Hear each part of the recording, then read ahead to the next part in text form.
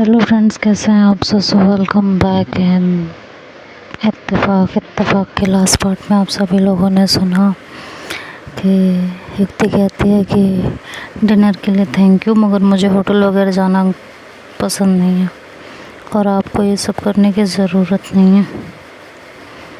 तो शम्मी युक्ति के कान के पास अपने होठ लाकर बोली कि तो घर पर ही कुछ ऑर्डर कर लेते हैं, वैसे भी आज घर पर कोई नहीं है, बस मैं, तुम और हमारी तन्हाई। ये सुनकर युक्ति को करंट सा लगता है और वो पीछे हटते हुए बोलते हैं कि नहीं, इसकी भी ज़रूरत नहीं है। अरे भाई, ज़रूरत है। हम दोनों के बीच मनमुटाव है, दूर करना चाहती हूँ, इसलिए चाहती हूँ हम दोनों थोड़ी देर बैठें, बातें करें। अब हमें काम भी एक साथ करना है, तो हमारे बीच ये जो दूरी है उसे मिटाना होगा ना। हाँ, शम्मी को अब मज़ा आने लगा था। युक्ति की झिझक और डर को वो महसूस कर रही थी, तो अब जानबूझकर उसे परेशान कर रही थी। युक्ति ने कहा, मेरी वजह से आपका टाइम ख़राब होगा, आपको काम होंगे, कल किसी केस का ट्रायल भी है शायद, मेरी वजह से आपको वैसे ही इतना नुकसान हुआ। तभी शम्मी युक्ति की बात बीच में काटते हुए उसका हाथ पकड़कर खींचती है और कहती है, नुकसान तो किया है तुमने और बहुत ज़्यादा नुकसान दिया है। शम्मी युक्ति की आंखों में देख रही थी और धीरे धीरे अपना चेहरा युक्ति के नज़दीक ला रही थी और उसके हाथों को अपनी उंगलियों से सहला रही थी। शम्मी की छुअन से युक्ति के रोए खड़े हो गए थे, उसके शरीर में तरंगे उठने लगी थी। युक्ति के शरीर में तरंगे सी उठ रही थी। हाँ, और शम्मी उसका पूरा मज़ा उठा रही थी। युक्ति की बॉडी में एक अजीब सी कंपन होने लगी थी, पर मन में एक अनजानी सी शंका या डर भी था। शम्मी ने उसके कानों में धीरे से कहा, और तुम चाहो तो नुकसान का कंपनसेशन बड़े आराम से कर सकती हो। युक्ति ने कांपते हुए पूछा, कैसे? तुम्हें बस वही करना है जो तुम्हारी हॉबी है। हाँ, उतनी अच्छी तरीके से नहीं कर पाती, पर फिर भी ठीक ठाक कर लेती हो। शम्मी की उंगलियां अब युक्ति के होठों पर थी और उसने आगे बोलना स्टार्ट किया कि पर इन नाजुक गुलाबी होठों में कमाल की नज़ाकत है, इनमें शहद से मिठास है, इन्हें मैं होठों में भरने के बाद छोड़ने का मन ही नहीं करता, जी करता है इनका अमृत पीते जाओ पीते जाओ। शम्मी ने ये कहकर अपने होठ युक्ति की तरफ बढ़ाए तो युक्ति चौंक कर पीछे हट गई। उसकी आंखों में डर देखकर शम्मी के होठों पर मुस्कान आ गई थी।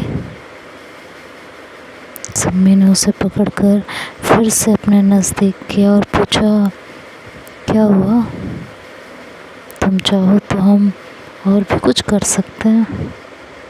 शम्मी ने बेड की तरफ इशारा किया। ये बोलते हुए तो युक्ति के माथे पर बल पड़ गए। उसको गुस्सा आ चुका था। उसने शम्मी का हाथ झटका और खुद को छुड़ाया और गुस्से से बोली, मेरा फ़ोन दो। क्या हुआ, नाराज़ हो गए? मैंने कुछ गलत कहा क्या? मुझे लेट हो रहा है ऑफिस के लिए, मेरा फ़ोन दीजिए आप। शम्मी को उसे ऐसे गुस्से में कांपते हुए देख, कुलकुलाते देख मज़ा आ रहा था। और वो उसे चिढ़ाने के लिए बोली कि क्या हुआ, अभी तो तुम्हें मेरे नुकसान की बहुत परवाह हो रही थी, अब क्या हुआ? अच्छा तुम्हें पैसे नहीं मिलेंगे यही सोच रही हो? कोई बात नहीं, मैं तुम्हारा ध्यान रखूँगी। तुम मुझे खुश करना, मैं तुम्हारा ध्यान रखूँगी। ये कहते हुए शम्मी ने युक्ति के चेहरे की तरफ हाथ बढ़ाया तो युक्ति ने दोबारा से झटक दिया। शम्मी ने हंसते हुए कहा, अच्छा चलो ले लेना पैसे, बस अब तो मेरी बाहों में आ जाओ। ये कहते हुए वो आगे बढ़ी तो युक्ति ने शम्मी को पीछे धक्का दिया और बोली, मैं चुप हूँ और आपकी बकवास बर्दाश्त कर रही हूँ, इसका मतलब ये नहीं है कि मैं बिकाऊ हूँ और ना ही मैं कमज़ोर हूँ। मैं चुपचाप आपकी बदतमीज़ी इसलिए बर्दाश्त कर रही थी कि मैंने कुछ गलतियाँ की थी और उनकी वजह से आपको परेशानी हुई, नुकसान हुआ, पर अब मैं और बर्दाश्त नहीं करूँगी। ये आखिरी बार था, इसके बाद मेरे साथ किसी भी तरह की बदतमीज़ी की ना तो मैं चुप नहीं रहूँगी। ये याद रखना, ना ही मैं कमज़ोर हूँ और ना ही मैं बिकाऊ हूँ। शम्मी ने मुस्कुराते हुए कहा, अच्छा तो क्या करोगी? अपने मामा जी से कहकर अखबार में मेरे खिलाफ़ छपवा दोगी या पुलिस में मेरी शिकायत करोगे? और ये कहते हुए जेब से युक्ति का फ़ोन निकाल कर देती है और कहती है, ये लो करो शिकायत। युक्ति गुस्से से उसे घूर रही थी। उसने अपना फ़ोन शम्मी के हाथ से छीना और बोली, कहा ना अगली बार बताऊंगी मैं क्या कर सकती हूँ और क्या नहीं। और ये कहकर वो वहाँ से निकल गई। शम्मी मुस्कुरा कर उसे जाते हुए देख रही थी। युक्ति के कमरे से निकलने के बाद अंगड़ाई लेती हुई खुद से बोली, आह मज़ा आ गया, इतना सुकून, इतनी खुशी है।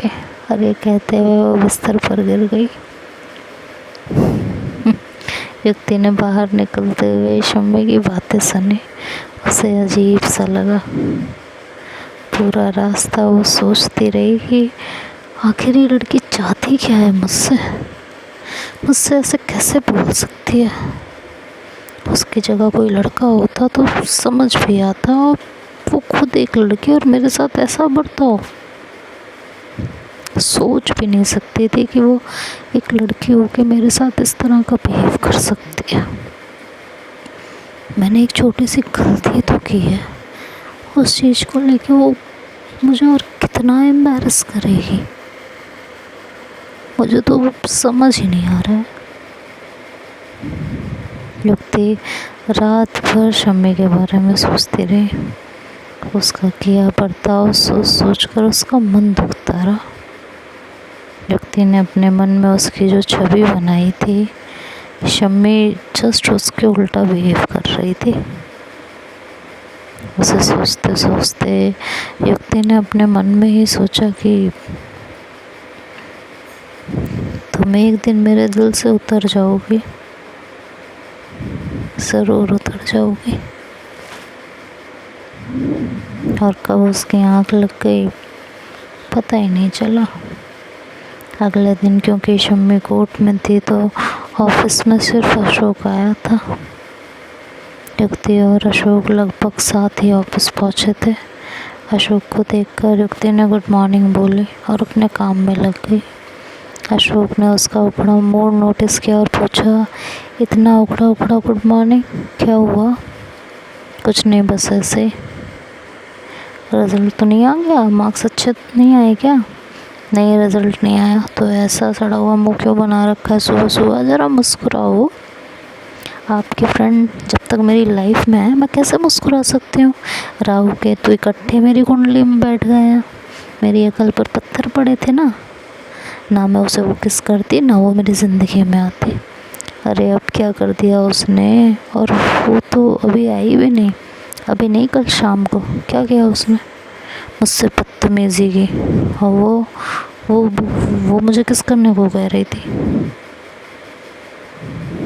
कह रही थी कि किस कर लो, ऐसे में उसका नुकसान पूरा कर सकती हूँ।